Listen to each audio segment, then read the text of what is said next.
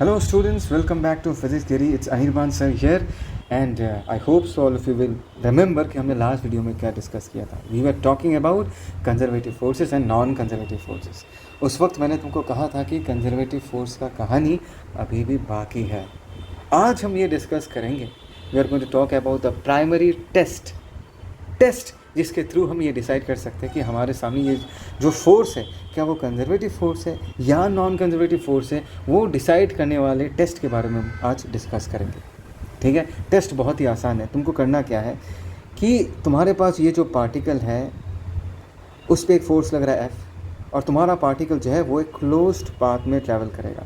Close path में travel करने का मतलब क्या है कि उस पार्टिकल ने अपना मूवमेंट, अपना जर्नी जिस लोकेशन से, जिस इनिशियल पोजीशन से चालू किया, पूरा घूमने के बाद फिर से जब उसी इनिशियल पोजीशन में वो रिटर्न चला जाएगा, ऐसे केस में हम कहेंगे कि हमारे पार्टिकल ने एक क्लोज पाथ में मूव किया है. क्या कहा है मैंने? एक क्लोज्ड पाथ में मूव किया है ना.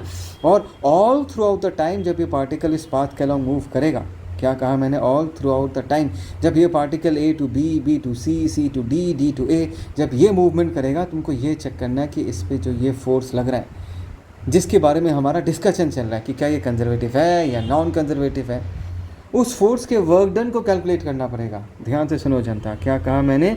ये जो फोर्स है जिसके बारे में हम ये डिसाइड करना चाहते हैं कि क्या ये कंजर्वेटिव है या नहीं, इस फोर्स के टोटल वर्क डन को हम कैलकुलेट करेंगे. और अगर इसका टोटल वर्क डन, जनता क्या कहा मैंने? अगर इसका total work done in a closed path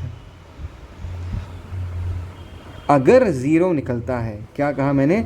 अगर ज़ीरो निकलता है, इसका मतलब है कि हमारा जो ये फोर्स है this will be A conservative force. हमारा जो ये फोर्स है वो क्या होगा? एक कंजर्वेटिव फोर्स होगा.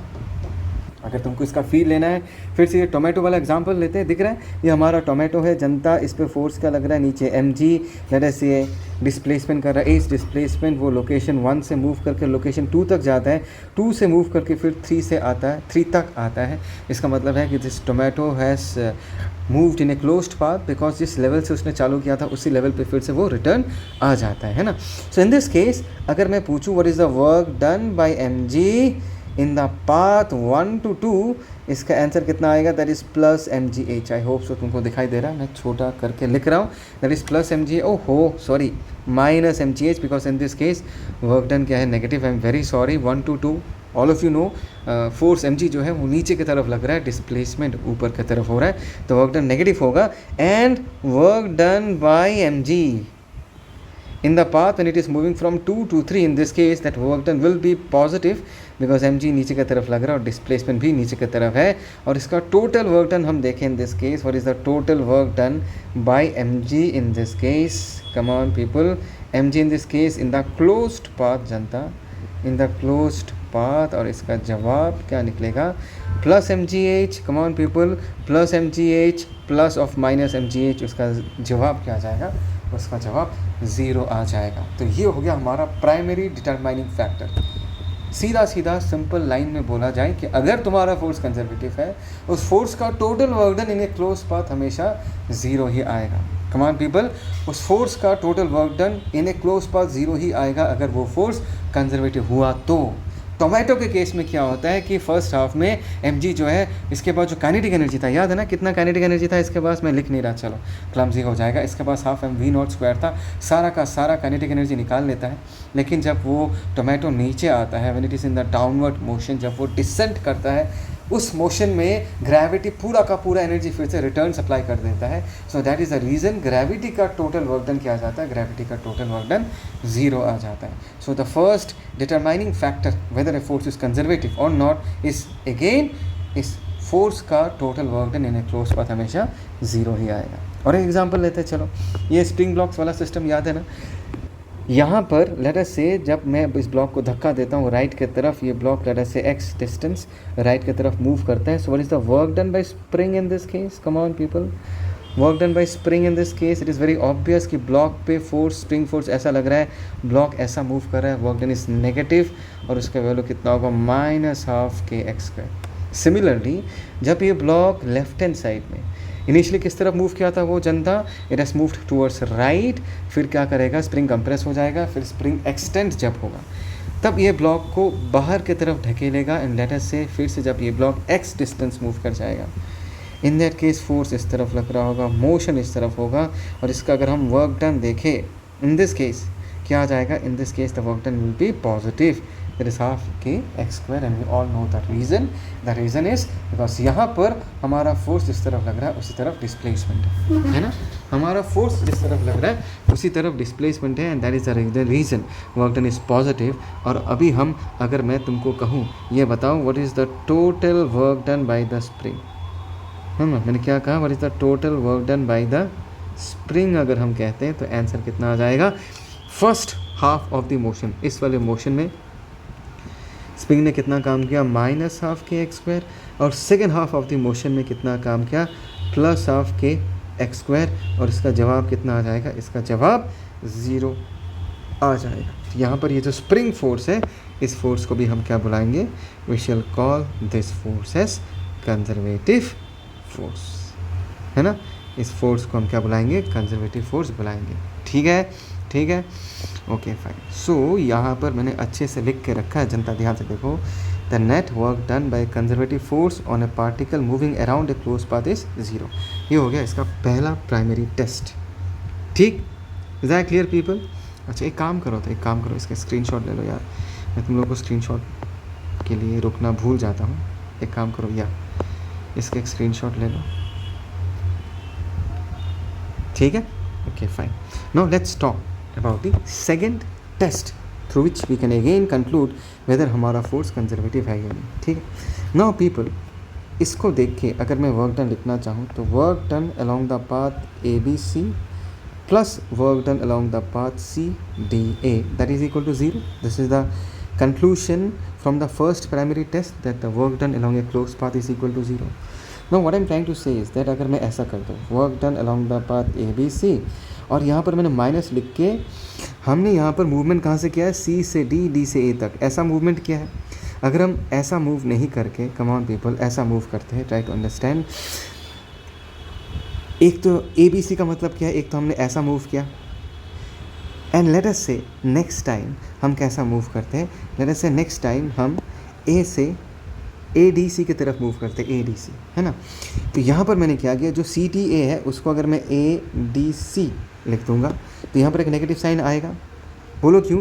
क्योंकि जब हम try to understand people C to D, D to A, अगर ऐसा मूव करते हैं तब जैसा वर्क डन होगा। अगर मैं उल्टा मूव करता हूँ, कैसे, ए to D, D to C, अगर ऐसा मूव करता हूँ, कम ऑन पीपल, पहले हमने कैसे मूव किया था, सी टू डी, डी टू ए, अभी मैं तुमको कैसे मूव करने के लिए कह रहा हूँ, ध्यान से देखो, ए डी सी, ए डी सी का मतलब क्या है, A to D, D to C, ध्यान से देखो। तो movement now has been reverse. अगर मूवमेंट रिवर्स हो गया तो उसी फोर्स का वर्क डन इसी पार्टिकल पे क्या हो जाएगा, नेगेटिव हो जाएगा। तो हमने माइनस लिख दिया यहाँ पर, दैट इज़ इक्वल टू 0।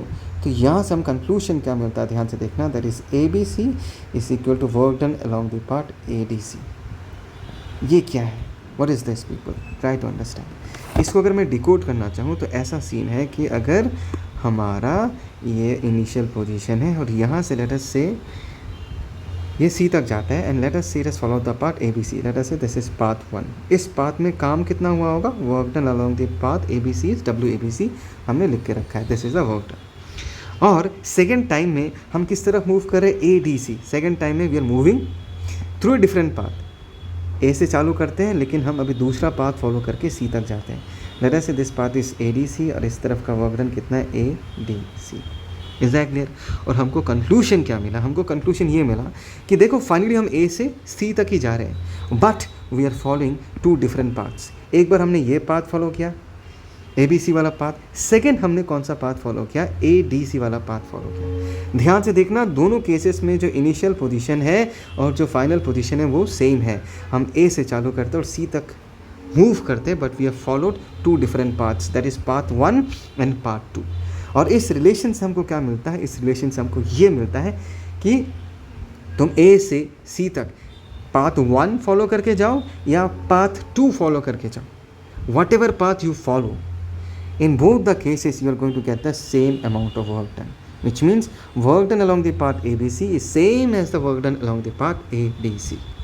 ये है इसका मतलब, come on people, try to understand people. मैं क्या कहना चाहता हूँ, मैं ये कहना चाहता हूँ कि अगर किसी ऑब्जेक्ट पे कोई कंजर्वेटिव फोर्स लगता है और उस ऑब्जेक्ट को तुम लोकेशन ए से लोकेशन सी तक लेके जाना चाहोगे, whatever path you follow, finally A to C, अगर initial and final position same रहता है, whatever path you follow, हर एक पाथ के अक्रॉस वर्क डन सेम ही आना है। The work done is going to be the same people. और गेटिंग द पॉइंट, मैं एक एग्जाम्पल देता हूँ, एक छोटा सा एग्जाम्पल लेते हैं ना। हमारे पास यहाँ पर एक बॉल है जिसको ये जो ब्लू कलर का पाथ दिख रहा है ना, मैं दिखाता हूँ, इस वाले पाथ के अलाउंग हम यहाँ तक लेके आते हैं। This is the initial position, this is the final position, है ना। और मैंने तुमको पूछा कि जब ये इनिशियल टू फाइनल जाता है, what is the work done by mg in this process. और हमने फॉर्मूला क्या सीखा है, फॉर्मूला है force into displacement along the direction of force. Try to understand people, अगर ये ऑब्जेक्ट इस तरफ ट्रैवल करके उतरता है तो mg के अलॉन्ग वो किस तरह कितना मूव किया होगा। Try to understand people, mg इस तरफ लग रहा है तो mg के अलॉन्ग कितना डिस्प्लेसमेंट हुआ है जनता, mg के अलॉन्ग तो h डिस्प्लेसमेंट हुआ है ना। Come on people, no doubt object is moving along this direction, but in order to find out the work done by mg we need to calculate the displacement along the direction of mg।